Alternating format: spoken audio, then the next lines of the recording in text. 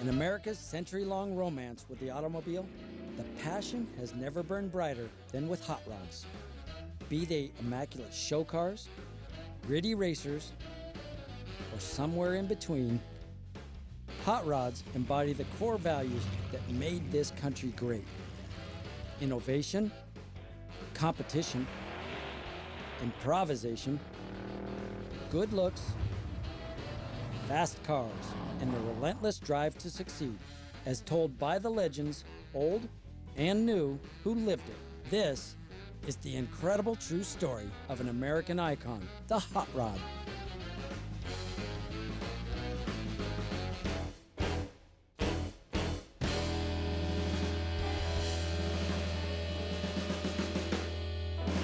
Hello, I'm Chip Foose.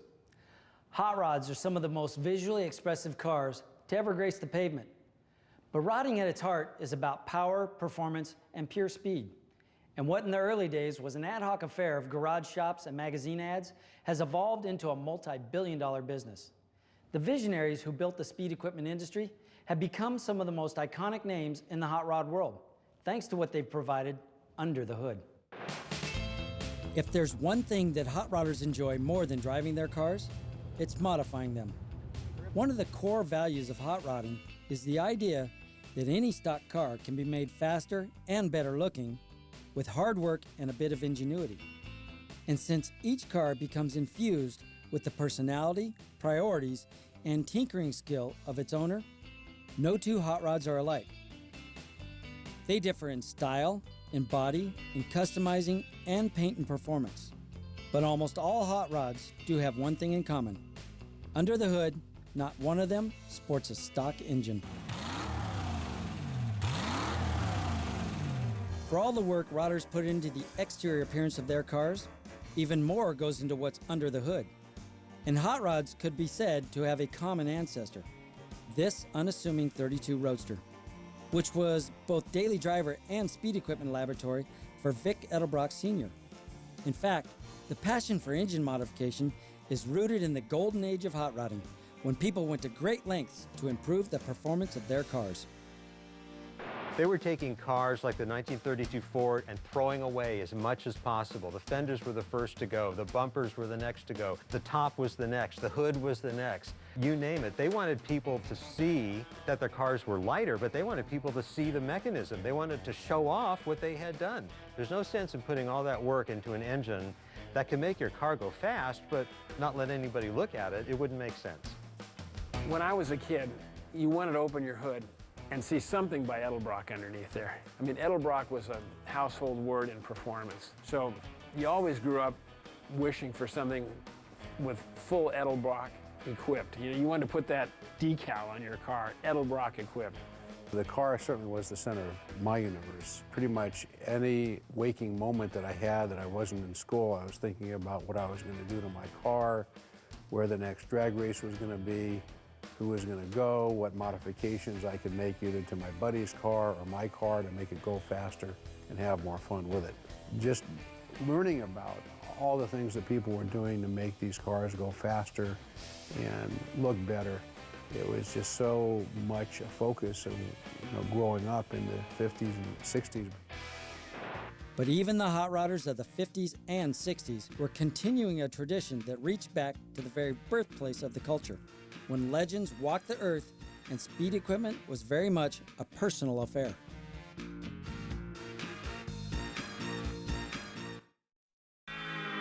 The speed equipment industry, like so many other elements that make up hot rod culture, was born on the dry lakes of Southern California. Even in the 1930s, men like Vic Edelbrock Sr. were building speed equipment in their garages and testing it out on the lakes. What they may not have known is that they were sowing the seeds for the explosion of hot rodding in the 1950s.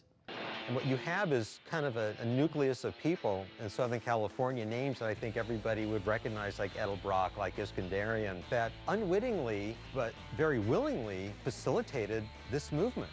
They're the ones that helped make the movement by making these kinds of products that would capture people's imagination and make them think, well, gee, maybe that cam really will do something for my car. Maybe what my car really needs is a pair of those heads or that manifold or something. And it would get them to start thinking about it. And it was cross-country, and it eventually became international.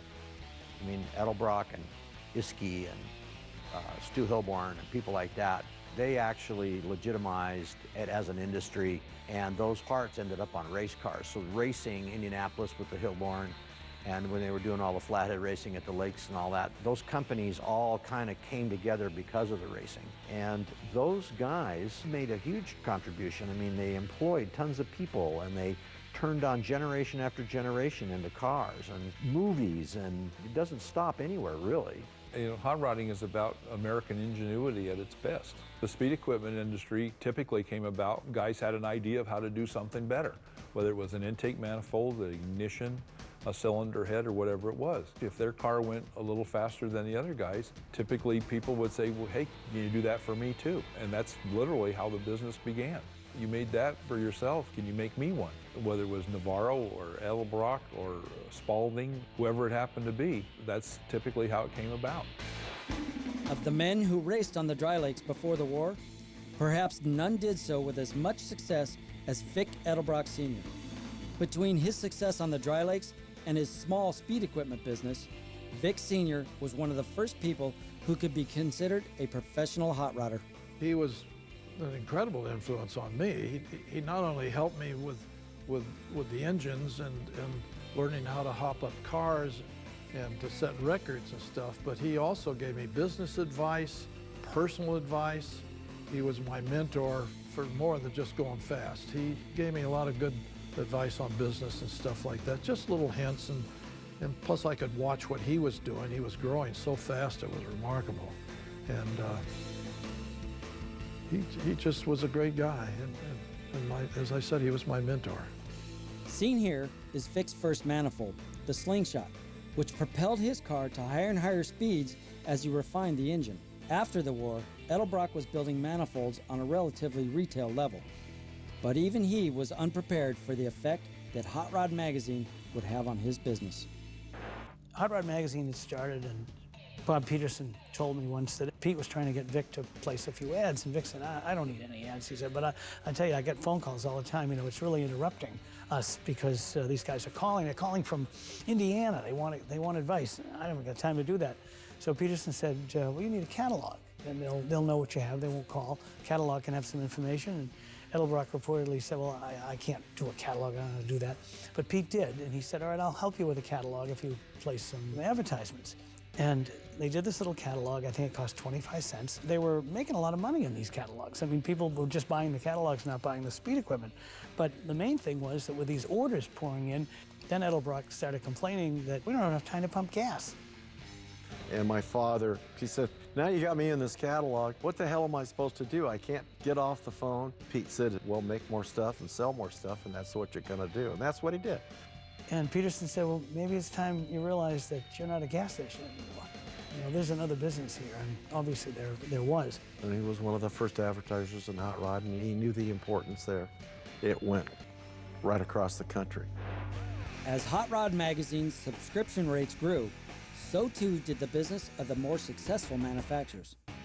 Another lakes racer that found his stock on the rise was Stu Hilborn, the rare hot rodder that came from a hard science background. Hilborn developed a new kind of fuel injector that he first displayed at the 1948 Armory Show. The people come by and take one look at it and say, what is it? I tell them it's the fuel injector. And they say, how fast have you gone with it? Well, I haven't run it yet. And they say, well, tell us how it works. And when they found out that I didn't time it, they said it won't work.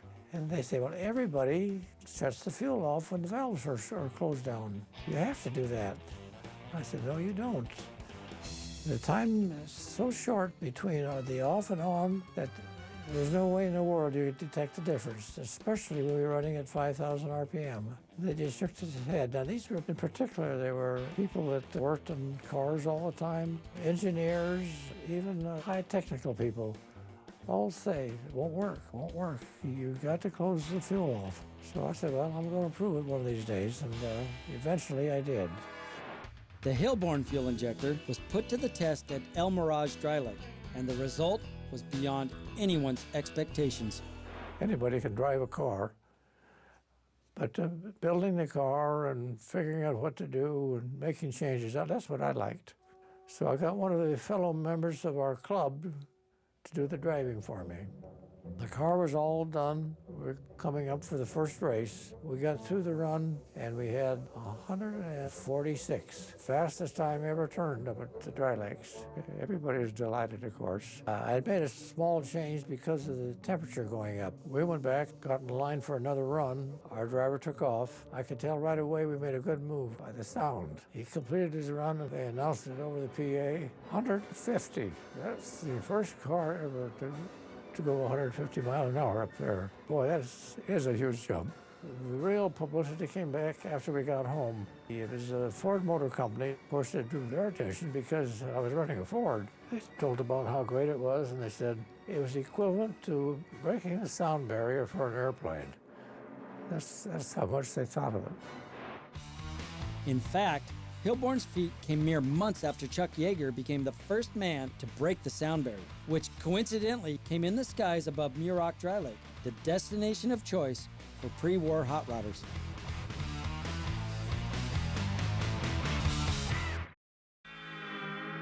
Success on the Dry Lakes didn't necessarily translate into success in the speed equipment industry.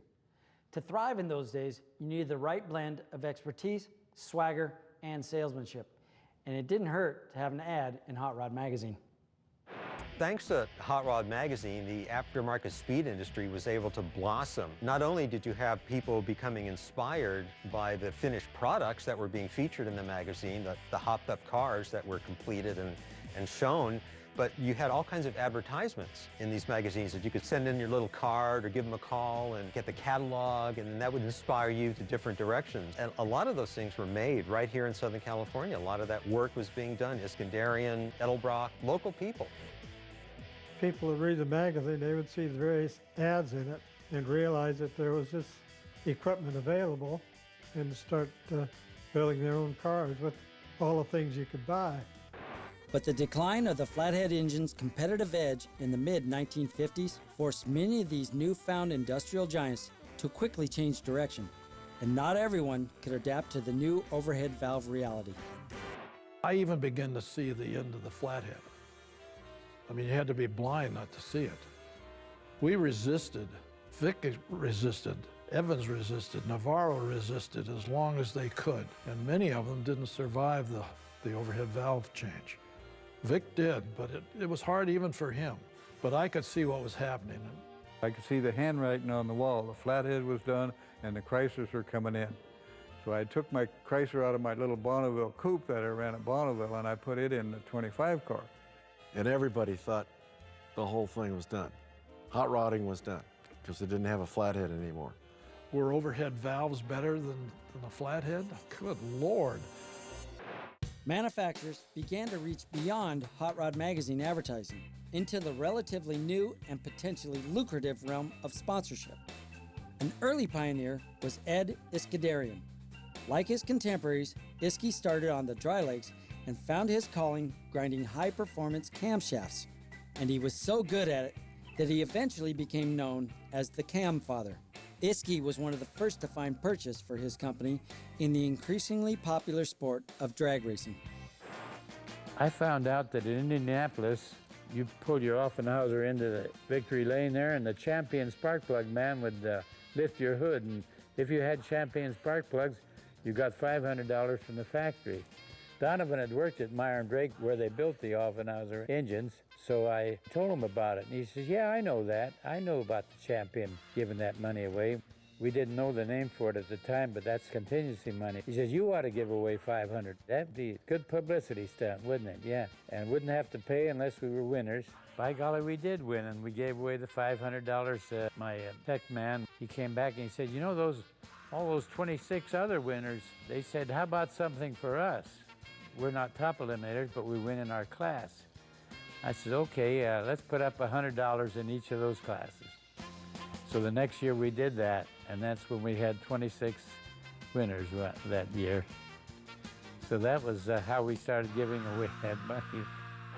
Iski also made a name for himself, providing equipment for Mickey Thompson's Challenger 1, which broke the one-way land speed record at Bonneville in 1960.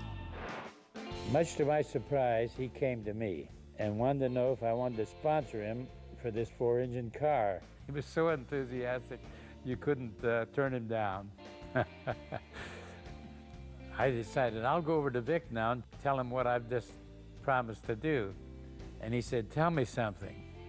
Has a man ever bought anything from you before? And I said, oh, I see what you mean. Every time we went to Bonneville, we noticed the big sign. I think Mobil Oil Company put it out there, Sir Malcolm Campbell, and they put the speed of 400 and some miles an hour. Sir Malcolm Campbell, he had been knighted by the Brits. In our ads, we would, just for fun, we'd put down Sir Mickey Thompson, broke these records with Iskey cams and so forth. Pretty soon his crew used to tease him sometime and call him Sir Mickey too. Yeah, we found out that later. We got our money's worth out of his success up there. Another of Thompson's sponsors was Stu Hilborn, who made the most of the partnership. But by then, Hilborn had made inroads into one of the most hallowed American racing venues. A place about as far from the dry lakes of Southern California as you're likely to find, the fabled Brickyard.